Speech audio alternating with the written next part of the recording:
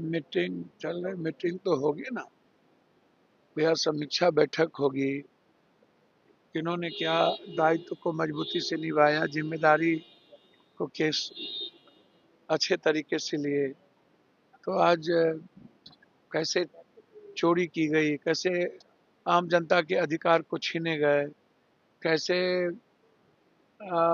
SIR को लेकर के चुनाव आयोग ने गड़बड़ी की या चुनाव चुनाव आयोग ने लड़ा, इस मुद्दों को लेकर के सारी बैठक होगी और लड़ाई बहुत बड़ी होगी। बिहार में से तो पर ही इस्तीफा की मांग कर रहे हैं प्रदेश कांग्रेस के ही नेता जो विरोध में आ जाए।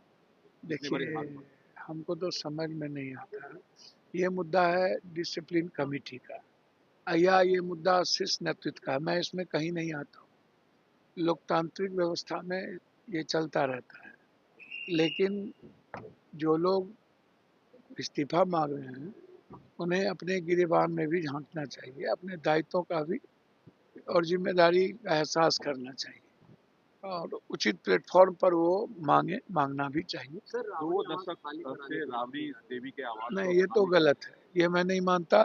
ये लगातार बिहार में गरीबों का आशियाना, जिन लोगों ने कहते हैं वोट दिए, दुकानदारों को तोड़ा जा रहा है। पहले इधर देखो भाई, दुकानदारों को तोड़ा जा रहा है, दुकानदारों को मारा जा रहा है, जबरदस्ती आशियाना कहीं दोगे नहीं, कहीं जमीन दोगे नहीं, कहीं आप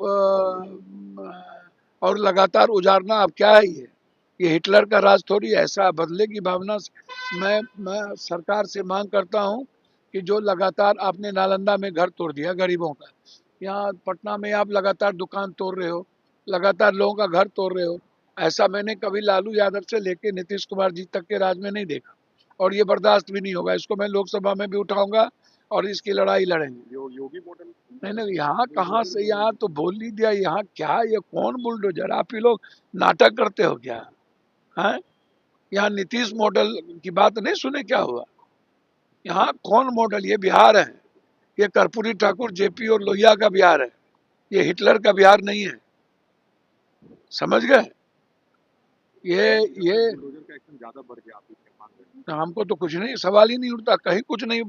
ये तो ये लोग नेता पदाधिकारी जमीन माफिया मिल करके इस तरह की हरकतें शुरू किया है ताकि जमीन पे कब्जा किया जा सके, जमीन का धंधा किया जा सके। ये इन लोगों ने मिलकर किया है और नीतीश जी के आड़ में ये सही नहीं है। अब राबड़ी जी का जहां तक सवाल है, आप हमको बताओ, आपको काम करने भेजा कि 2 लाख रुपया दो, आप फैक्ट्री लगाओ, आप भ्रष्टाचार खत्म करो, लगातार मर्डर हो रहा है, 12-12 गोली मार दिया गया एक आदमी को मधेपुरा में, तो लगातार मर्डर हो रहा है, उस पर बात नहीं करोगे? राबड़ी देवी जी एक्स सीएम रही है और लालू यादव जी एक्स सीएम ने, दो एक्स सीएम और Z plus security, Z Y threat और विपक्ष के नेता। तो आते ही ऐसी कौन सी राजनीतिक बदले की भावना शुरू, ये कौन बर्दाश्त करेगा? ये कतई बर्दाश्त नहीं होगा।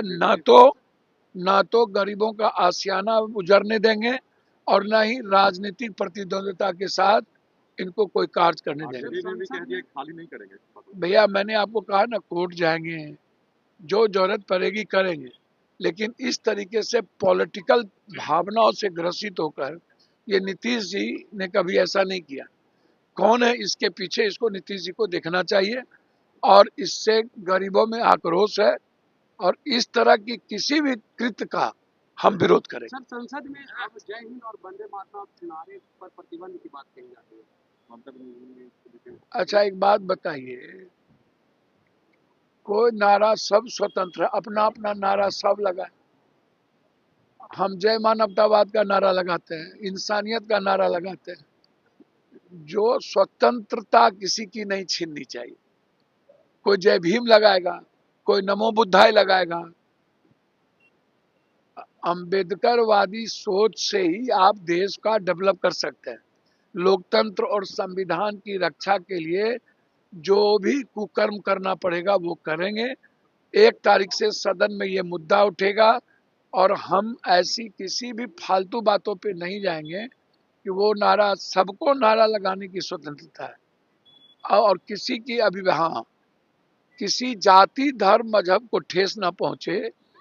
अब ये कौन है, रामभद्रा भद्रा, वो बोल दिया सोनिया गांधी माप इस तरीके से टिप्पणी, और बोल दिया कि अरे भैया विश्व गुरु तब न बनेगा जब एक एक घर पढ़ लेगा, और जब इकोनॉमी हम अफ्रीका से भी नीचे आ गए, 100 रुपया और 150 रुपया वैल्यू है, इस पर बात ही नहीं करेगा वो।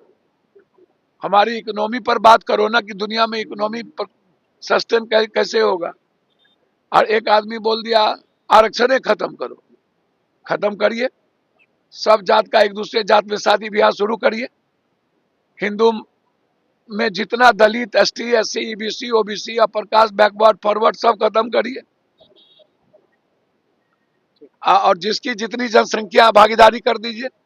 मंदिर मस्जिद गुरुद्वारे चर्च से कोई देश तरक्की किया गया? देश तरक्की किया इकोनॉमी से, तो इसीलिए वो सब नहीं चलेगा। बीएलओ की मौत पर भैया बीएलओ की मौत डेंजरस है, इस पर इंक्वायरी की जरूरत है, और ऐसे एसआईआर जो जबरदस्ती बिना समय दिए किया जा रहा है, इसमें चोरी का प्रावधान ज्यादा है। बाबरी मस्जिद पर सर